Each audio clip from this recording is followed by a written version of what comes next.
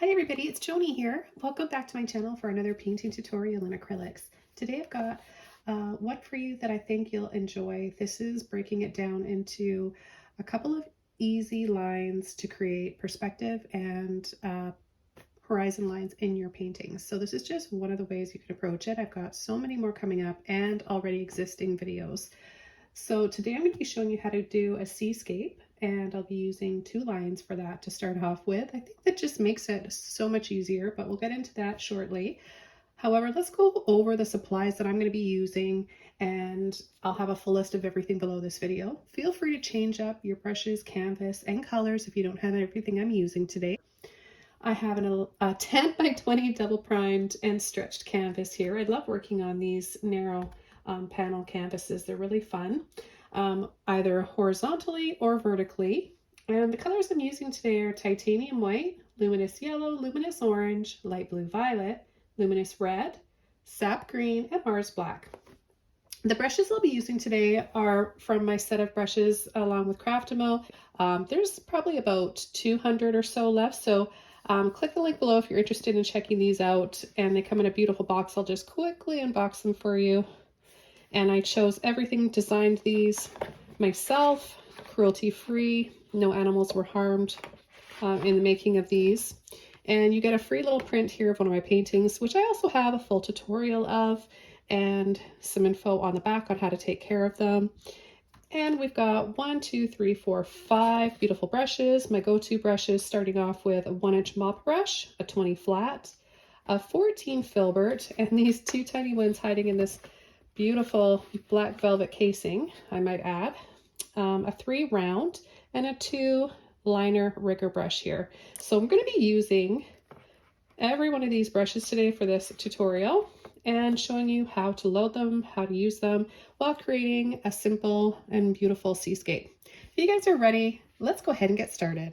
So again, here are all the brushes. They're a little bit easier to see out of the box and out of the plastic on the top there.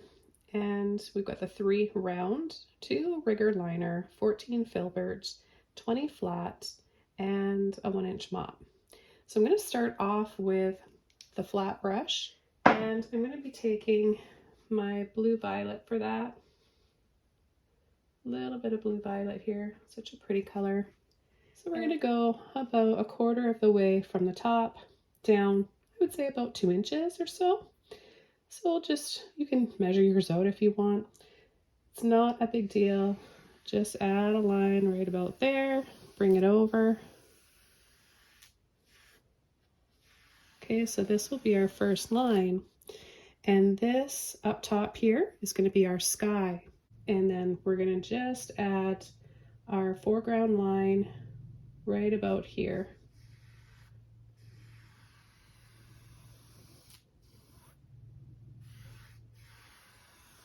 Okay, clean brush. And we're going to start coming in with the colors for the sky. And I'm going to start with my orange, a little bit of white, and some water. So let's just start bringing that up.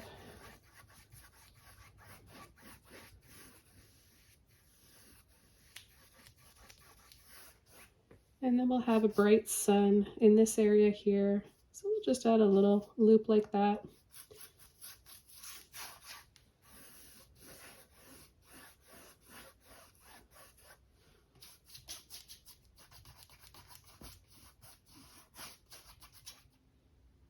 I'm going to add less white and a little bit of yellow with my orange this time.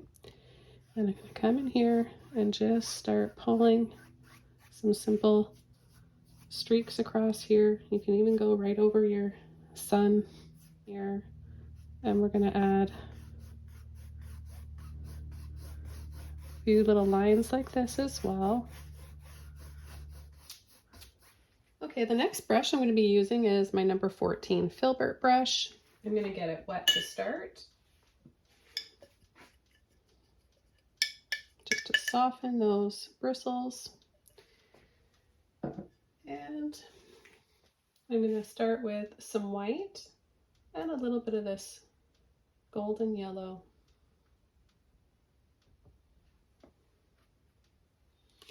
And I'm going to come in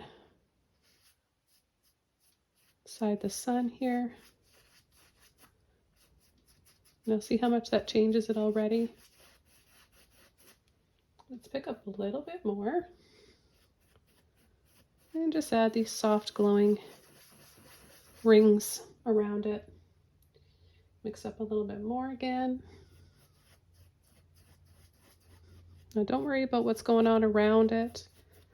We can still see that orange there, and we're going to use that to add a little bit of blue violet too, and you'll see how we're going to really make this sky pop. Now we're going to start coming in with some blue violet. Okay, we've got a nice clean brush here. Let's take a little bit of white, mix that in with our blue violet. A little bit on the end of the brush, and we're going to just start coming in with the end of our brush, kind of wiggling, kind of shaking for some simple clouds. Then we're going to take more white, kind of crisscross to load like that, mix it up, and then softening with that white inside. We might come back to that. We're just going to see how that sets into the canvas and how it dries, what color it looks like. Okay, I'm going to take a little bit more blue now, and I'm going to add a little bit right in here where it's the most intense and saturated. Look at how it just pops. I hope that it shows through the screen for you guys.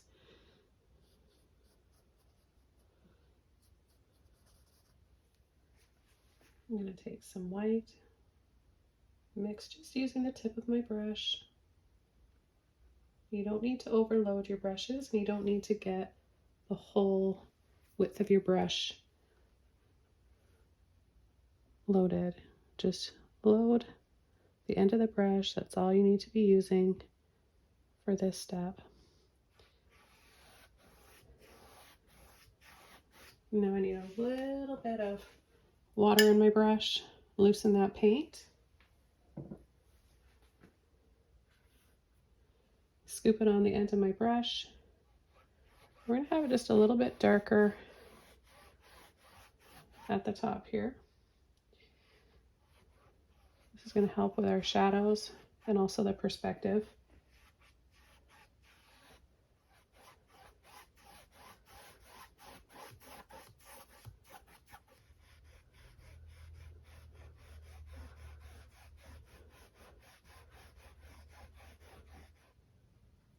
All depends on how much movement you want in the water. So if you want to have a lot of movement, then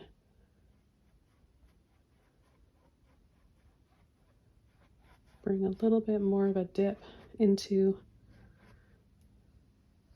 your brush stroke, a little bit of a scoop or a dip, and that'll make the water look a little bit rougher.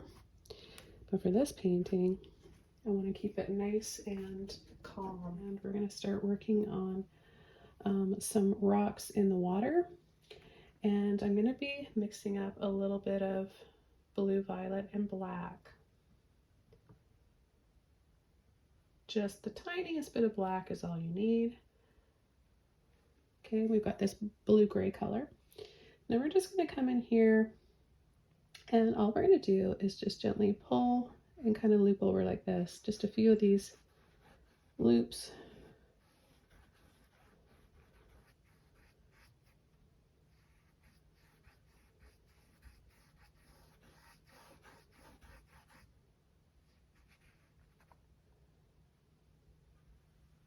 Take a little bit more on the end of my brush, add a little rock right in there.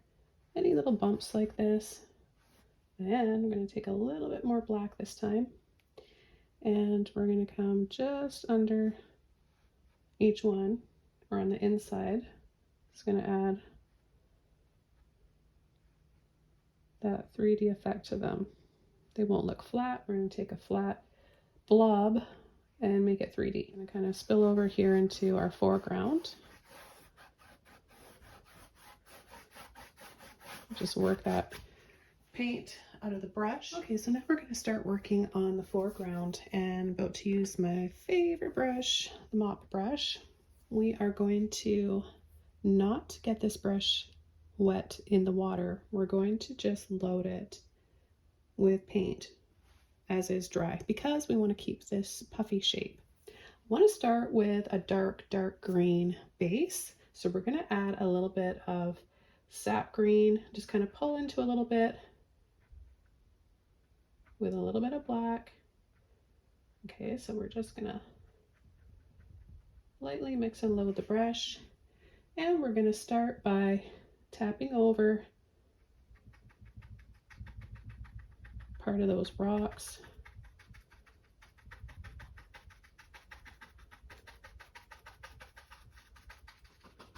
Now a neat little trick you can do with this brush too is when it kind of separates like that into little sections, you can kind of just lightly pull and flick like that, a gentle little flick, and it'll give you the look of grass. Okay, what I'm going to do is just kind of scatter, dry brush a little of what's left in my brush here.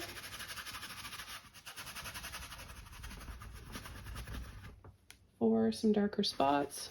Okay, now what I'm going to do is take my green with a little bit of yellow and a little bit of white. We make a shade of light olive green. And I'm going to start by just tapping lightly back here, just with the end of my brush and little pressure. You can kind of add these quick little pulls. Just place your brush down there and then a quick little pull like that. Instead of going up and out in a flick, you can pull down as well. There's so many different options and recipes for creating a yellowy light olive green. You could just take a cool yellow and mix it with a little bit of black. That also works.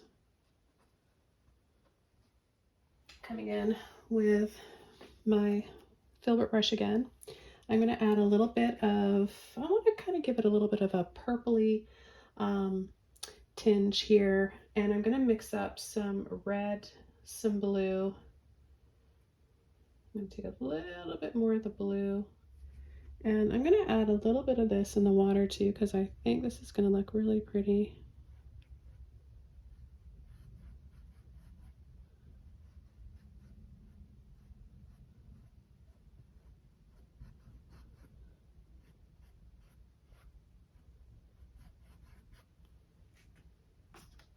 Add a little hint of it right up here.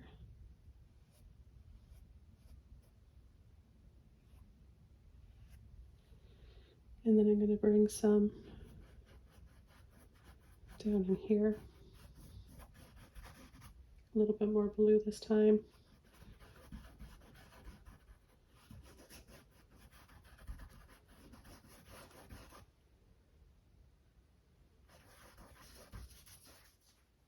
Okay, we're going to work down to our smaller brushes next, but what I'm going to do first is dry this off. That way we can get some nice clean colors and lines in here without blending and mixing in too much of the wet paint that we've already got here. Okay, so this is dry. We're going to start coming in and adding some stems with our long liner brush. I'm going to get my brush wet. And I'm going to add some of this yellow and the green and the white.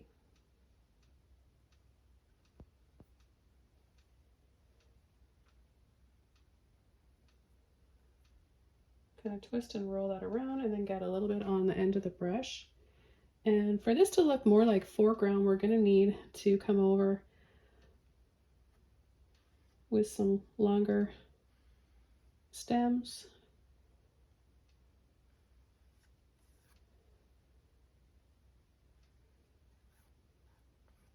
Here and there. They can be in different directions. They don't all have to be the same. I'm going to take a little bit of orange, yellow, and white and add a few little flecks of this beautiful golden light here. Just quick little dabs.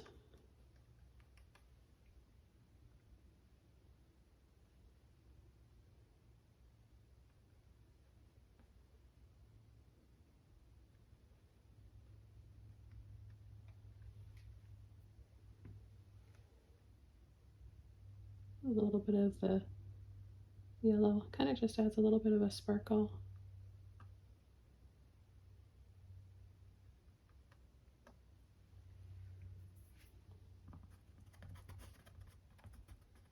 Sometimes I'll just to break it up a little bit, I'll just take my finger and quickly go like that.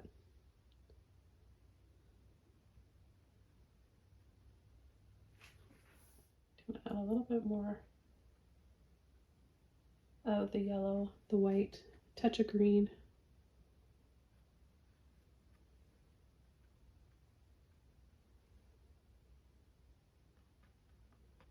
I'm going to start to come in and add a few little dabs on the tops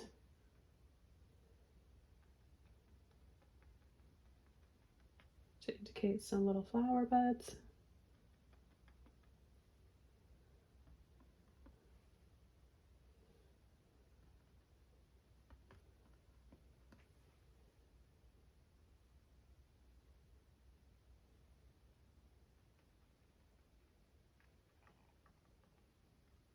And I'm going to use a little bit of orange next.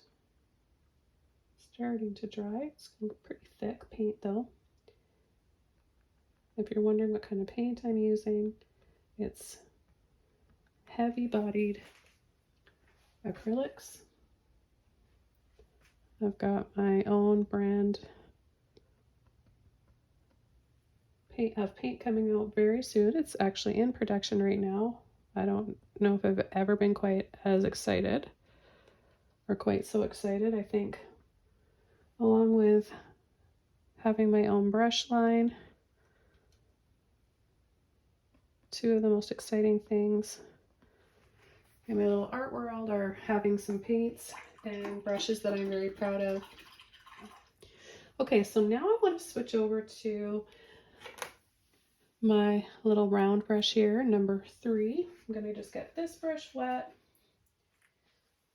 and I'm going to start coming in with some red and some yellow, kind of a little swirly like this, so I get a little bit of each coming out.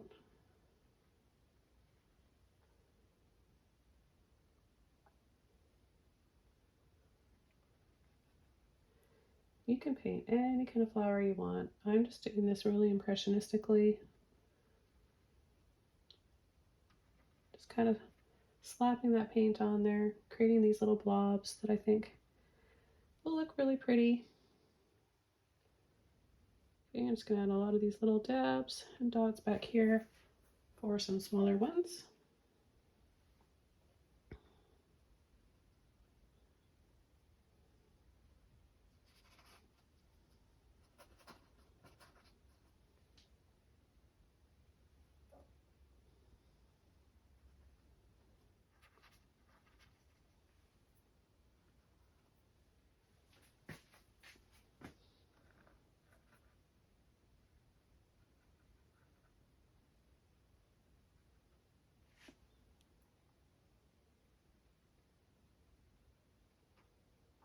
The little last touch of golden highlights here.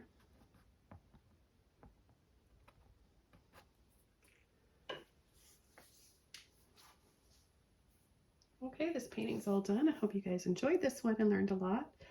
So you can see how easy it is to create some perspective by placing 2 lines at the beginning of your painting and then go from there. Have fun painting your own. Thanks again for watching, and I'll see you soon in another video. Bye!